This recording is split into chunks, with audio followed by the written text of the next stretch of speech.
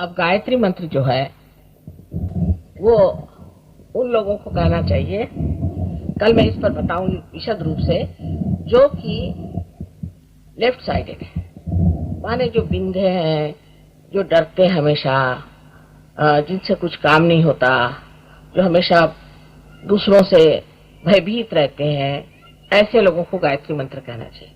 पर जो पहले ही घोड़े पर सवार हैं, ऐसे लोगों को गायत्री मंत्र नहीं कहना चाहिए, क्योंकि ये राइट साइडेड मंत्र है। इससे आपकी और राइट साइड बढ़ जाएगी। अगर कोई आदमी राइट साइडेड है, माने हमेशा फ्यूचर की बात करता है, प्लान करता है, ये करता है, वो करता है, और ऊपर से गायत्री मंत्र भी गए, तो हार्ट अटैक आ सकता है। क्योंकि गायत्री मंत्र वैसे भी रियलाइजेशन से पहले तो कोई मंत्र कहना ही नहीं चाहिए, पहली बात, और रियलाइजेशन के बाद भी आपको देखना चाहिए, तारतम्य उसका होना चाहिए कि कौन सी आपकी साइड है, आप लेफ्ट साइडेड है या राइट साइडेड है।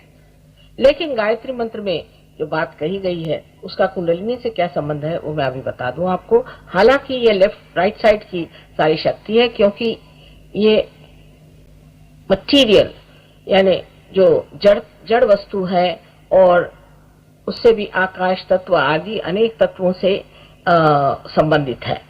अब हमारे शरीर में जो यहाँ पर आप देख सकते हैं कि जो कुंडलिनी है और जो पहला चक्र है जिसे कि हम मूलाधार कहते हैं, मूलाधार चक्र, और दूसरा मूलाधार, पहले चक्र है और फिर मूलाधार। मूलाधार माने जिसमें मूल रखा हुआ है, वो है सेक्रम्बो। ये दोनों पृथ्वी तत्व से बना है, तो भू से शुरुआत हुई, फिर उसके बाद में भूर्व।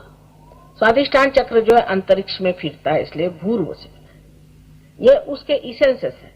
भूर्व स्वाहा, स्वाहा माने इसेंस है नाभि चक्र का, जहां पर के सब चीज जो है वो डाइजेस्ट हो जाती है, सब कंज्यूम हो जाती है, ये नाभि चक्र। भूर्व स्वाहा। अब यहाँ पर जब आता है तो मन, स्वधा मन, यहाँ मन है। मन माने अभी आपको जैसे मैंने बताया कि ये मन का चक्र है, कि मनुष्य का मन जो है वो इससे प्रज्वलित होता है। अगर कोई मनुष्य मिंधा हो, उसकी हालत खराब हो, तो उसके अंदर ताकत आ जाती है, उसके अंदर प्रोत्साहन आ जाता है, मन। फिर ये जन, क्योंकि ये कलेक्टिव का जन, इससे हम जनों को देते हैं, हाथ से हम देते हैं, हाथ मिलाते हैं, नमस्कार करते हैं, जो भी हमारा संपर्क शारीरिक होता है वो इस चक्र से होता है। हम बोलते हैं, भाषण करते हैं, किसी से वार्तालाप करते हैं, इस चक्र से होता है, इसलिए ये जन। और फिर ये तप है। आज्ञा चक्र जो है ईसा मसीह का है, उसने तप किया था, वो तपस्विता हमारे अंदर है, वो तप है, ये तप है। और फिर सत्य आपको सहस्त्रार पे मिलता है। इस प्रकार 7 चक्रों का जो इसेंसेस है वही आपको गायत्री मंत्र में है। लेकिन उसके कहने से आपको पहले जानना चाहिए कि आप कौन सा मंत्र को किस वजह से इस्तेमाल कर रहे हैं, इस सब चीजों को समझ लेना चाहिए।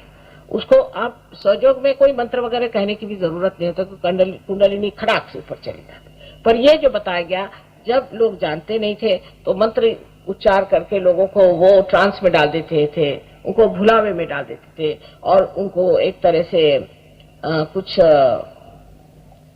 क्या कहना चाहिए कि अभिभूत कर लेते थे। जैसे एक साहब हैं, उनसे हमने पूछा, भाई तुम्हें कौन सा मंत्र दिया गया? तो कह ले उन्होंने तो कहा हमारे गुरुजी ने बताना नहीं। कितने रुपए दिए?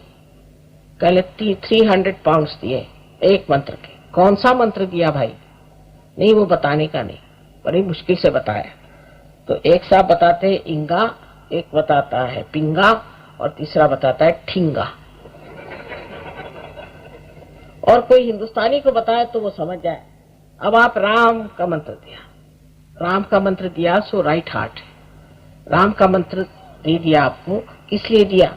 आपको क्या अस्थमा की बीमारी है जिसलिए दिया? किस लिए आपको मंत्र दिया है? ये नहीं, ऐसे ही उन्होंने राम दिया, मैं राम राम करता हूँ, हो गई बीमारी अस्थमा की, क्योंकि आप राम राम राम राम कर रहे हो। राम चंद्र जी के आपके नौकर है, अवतरण है वो, उनका नाम लेते वक्त जरा गर्दन झुका करके भी नाम ले लिया, हो जाता है अगर आप पार है।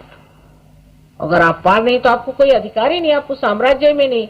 समझ लीजिए आप इंग्लैंड के रहने वाले नहीं है और आप वहां की क्वीन को जाके कहे कि साहब देखो मुझे राशन नहीं मिलता इंडिया में, तो कहेगी भैया मुझसे क्या कह रहे हो, तुम जाके अपनी गवर्नमेंट से कहो। ऐसी बात है। कि जब आप उसके गवर्नमेंट में नहीं आए भगवान के, तो आप उससे मांग क्या रहे हैं? आप पहले उसके गवर्नमेंट में तो आओ, उसके आप नागरिक बनो, उसके सिटीजन बनो, फिर आप जो चाहे सो। इतना तर्क शुद्ध लॉजिकल, इतना लॉजिकल है सारा कुछ, और इतना साइंटिफिक है, इतना साइंटिफिक है कि डॉक्टर लोग भी हैरान होते हैं। अभी ये हमारे यहाँ पे 3 डॉक्टर लोग एमडी कर रहे हैं, एक ने तो कर लिया सहयोग लेकर। इतनी आश्चर्यजनक चीज है, लेकिन हम लोगों को कुछ मालूम नहीं, इसलिए लोग तंत्र लगाते हैं, मंत्र लगाते हैं, दुनिया भर की चीजें करते हैं और उसका इतना रुपया पैसा लेते हैं। हमें ये मंत्र दिया। अरे मंत्र देने के लिए गुरु काहे को चाहिए? कोई गधा भी दे सकता है। जब आपको पता ही नहीं कि क्या मंत्र देना चाहिए, आप क्यों मंत्र दे रहे हैं? जैसे कि जब तक आपकी मोटर ही नहीं शुरू हुई और आप अभी वहीं खड़े हुए हैं और आप ये बोल रहे हैं कि जहाँ बीच में जहाँ रुकावट आने वाली है उसी का आप इंतजाम कर रहे हैं, तो लोग कहेंगे भाई वहां जाओ तो सही, जहाँ रुकावट नहीं वहीं खड़े हो, गोल गोल घूम रहे हो, फायदा क्या? तो हर चीज एक बड़ी शास्त्रीय है, और ये सबसे बड़ी बात, ये हमारा धरोहर है, ये हमारा हेरिटेज है, हिंदुस्तानी लोगों का ये हेरिटेज है, ये भारतीय संस्कृति का देन है हमारे पास। इसको हम नहीं प्राप्त करेंगे तो कौन करेगा? आप इन लोगों को देखिए जो विदेश से आ रहे हैं, ऐसा गाते हैं कि आप हैरान हो जाइएगा। जो मराठी भाषा कितनी कठिन भाषा है, उस भाषा में वो लोग गाने गाते हैं, ऐसे गाने कि आप हैरान हो जाएगा कि इन्होंने कैसे गा। जिनको हमारे स्वर नहीं मालूम, जिनको गणपति का ग नहीं मालूम, सर्वधर्मों का सार सहयोग में आपको मिलेगा, और सर्वधर्म कितने सत्य हैं वो भी आपको मालूम। इस तरह से कह रहे हैं कि हम सब भाई भाई से कुछ नहीं होता है, लेकिन इसमें हम लोग असली भाई भाई हो जाते हैं, इसमें असली रिश्ता जुट जाता है। ऐसा रिश्ता जुटता है, मैं देखते रहती हूँ कि आपस की जो दोस्ती इन लोगों की है, कि विलायत के ये जो अंग्रेज जो पहले अपने बहुत समझते थे, आते हैं वहां से कुर्ता पजामा पहन करके, और पहले तो अपनी भूमि की थोड़ी सी चरण धूलि अपने सर में लेते, कहते ये योग भूमि। और जब अपने देहातों में जाते हैं तो ऐसे गले लगाते हैं सबको कि जैसे पता नहीं कहाँ के मित्र मिल गए, पर वही वहां के जो रहने वाले अंग्रेज हैं उनसे भागते हैं। इसके वर्णन बहुत सुंदर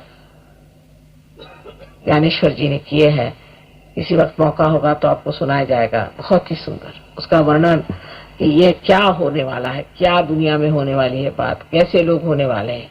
और इसकी शुरुआत तो हो ही गई है। आशा है आप लोग भी इसमें गहनता से उतरेंगे। ये नहीं कि आज मेरा भाषण सुना, कल उनका सुन गया, परसों उनका सुन गए, तो इस तरह से तो चलने नहीं वाला। जिस जगह थोड़ा सा भी पानी मिलता है वहीं कुआं खोदना चाहिए, ये नहीं कि 10 जगह छेद करते फिरो। आपको कोई पैसा देना नहीं है, कुछ नहीं, सिर्फ थोड़ा समय जरूर देना होगा अपने लिए, और उसमें इसे आप प्राप्त कर सकते हैं। आपकी जो शक्ति उसे आप पा सकते हैं। मंत्रों से रोग होने की बात मानी नहीं जा सकती, क्या हमारे सारे शास्त्र? नहीं, बिल्कुल नहीं, आपके शास्त्र बहुत सही है, लेकिन एक इस पे बड़ा सुंदर संस्कृत में श्लोक है कि अमंत्रम अक्षरम नास्ति, नास्ति मूलम अनौषधम, अयोग्य पुरुषो नास्ति, योजक तत्र दुर्लभा। कोई भी ऐसा अक्षर नहीं है जिसमें मंत्र नहीं, कोई भी ऐसा मूल नहीं है जिसमें औषधि नहीं, और कोई भी पुरुष अयोग्य नहीं है, लेकिन उसकी योजना करने वाला चाहिए। जो सो पागल खाने से निकल के आकर आपको मंत्र दे रहा है, कोई जेल खाने से छूट करके आके आपको मंत्र दे रहा है, उनको अधिकार नहीं, अनधिकार चेष्टा है, समझे ना? अनधिकार चेष्टा नहीं कर सकते। हम तो कोई भी शास्त्र को बुरा नहीं कहते, लेकिन जो लोग इस तरह से शास्त्र को इस्तेमाल करते हैं और अपने ऊपर इसकी जिम्मेदारी ले लेते हैं